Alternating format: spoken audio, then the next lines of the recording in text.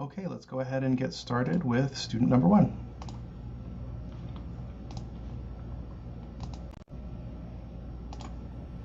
Good evening. I am student number 1. I will be performing Night Ride, Crab Walk, and Raising Cranes.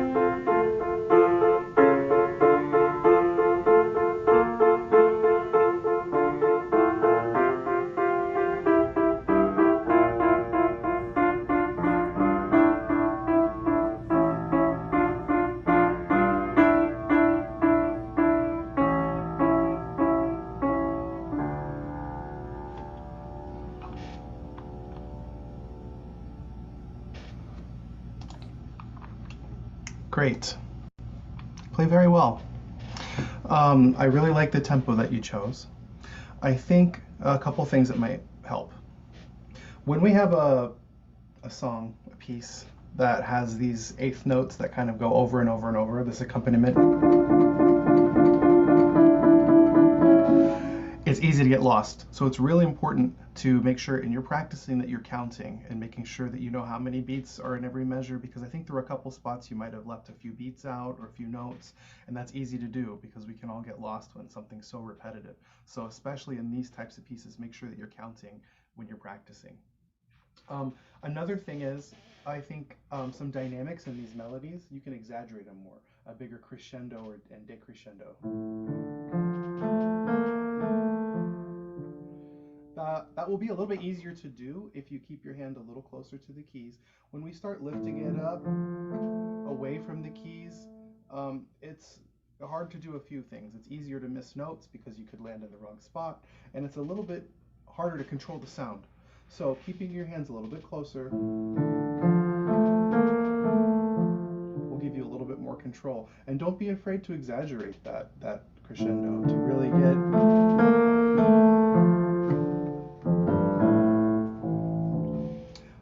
and I think one more thing is the pedaling. And pedaling is one of the hardest things to do on the piano, to do it well.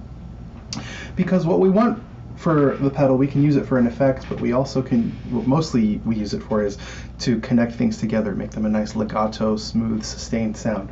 So you want to make sure that you're changing the pedal after you play the note that you're connecting to. That sounds maybe a little confusing. So what I mean is, we want to play the note first, and then change the pedal afterwards. Otherwise, you can end up getting a break in the sound, which is not what we want. It's tricky to do, it's tricky to practice, so I will usually have my students practice their pedaling separate, just playing a scale. So like a C major scale, play it with one finger, and use the pedal to connect it. And you're going to change after you play the note. So I'll break it down. So you're going to play, first put the pedal down, okay? Then play the next note and hold it, and then change the pedal. Quite a bit after you play the note. Change, change, change. So you want there to be a little bit of a bleed there over, a little bit of the sound kind of melding together. So.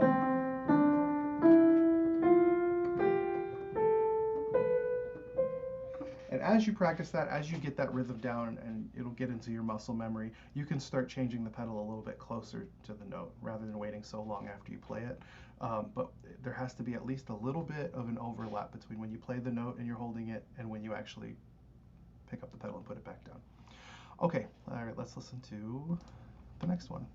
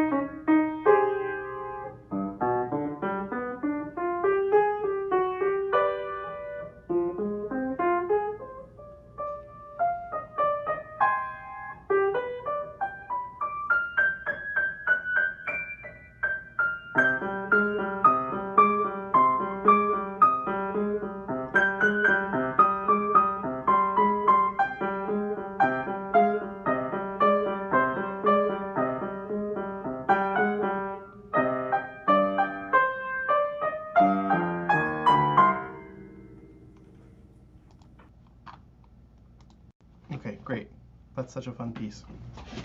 I think from the very beginning, it might make it sound a little bit more fun, a little bit more crab-like, to really make those staccato notes in the left hand shorter. To make a good staccato, we need a little bit of a flexible wrist, right? Because we're kind of bouncing around here.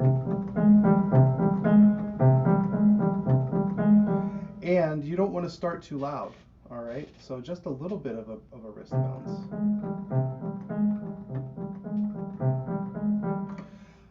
That'll give you some room to have more dynamics later. I think you can bring, just like the last piece, you know, it's always brings another dimension to the music to have some more dynamics.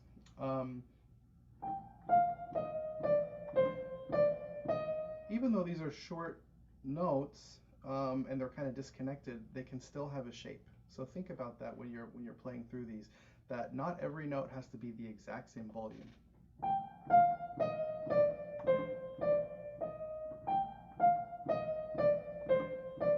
Especially these little,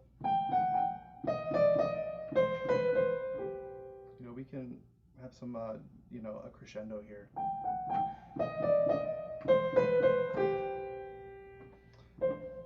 So having a little bit more shape, even when the notes are short, can make it even a more fun piece to listen to and to play. And something else I wanted to point out that I thought you did really well and that you can continue to do and make sure that you don't stop doing it is anticipating your moves, because there's some sections where you have these crossovers and changes in hand position.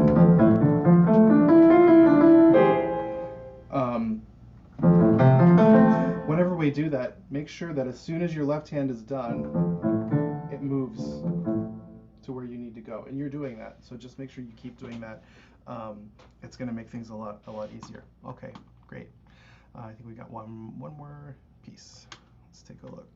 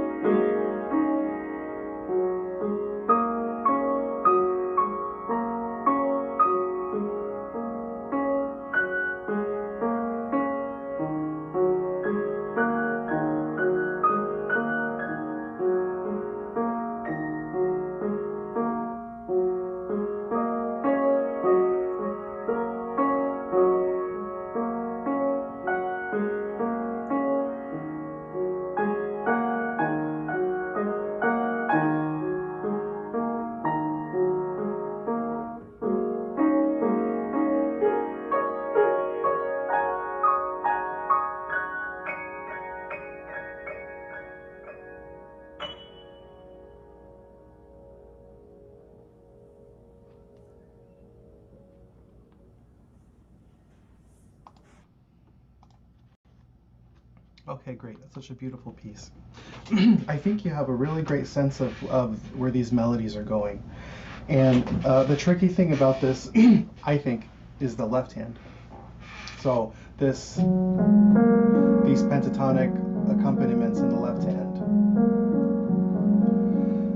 Make sure that you keep those really quiet, because those are kind of like the carpet underneath everything else. And that's what's going to really let the melody shine.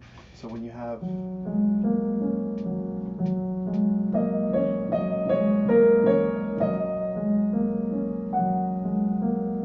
keeping in mind also what we talked about in the first piece with the pedaling, you know, make sure everything's smooth. But something that's really easy to do because of how our hand is the thumb. The thumb is like the biggest, strongest of our digits, and it can get very easy for it to be clunky. So in a really soft accompaniment like this, be careful that you're not letting the thumb poke out. And that's something that I practice with scales.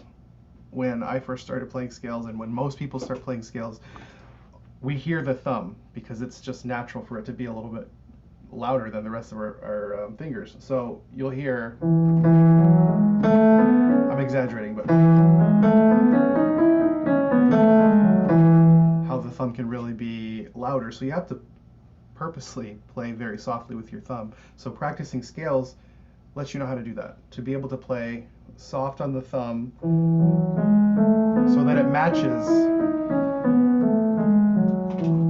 That one little thing is going to make your accompaniment so much more smooth and sort of sit below the surface and make this nice, beautiful background for the melodies that come through.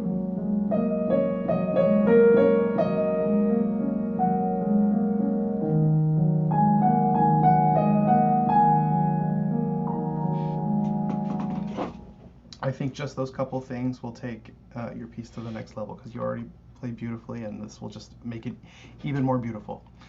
So great. Thank you for sharing your performances with me, and best of luck.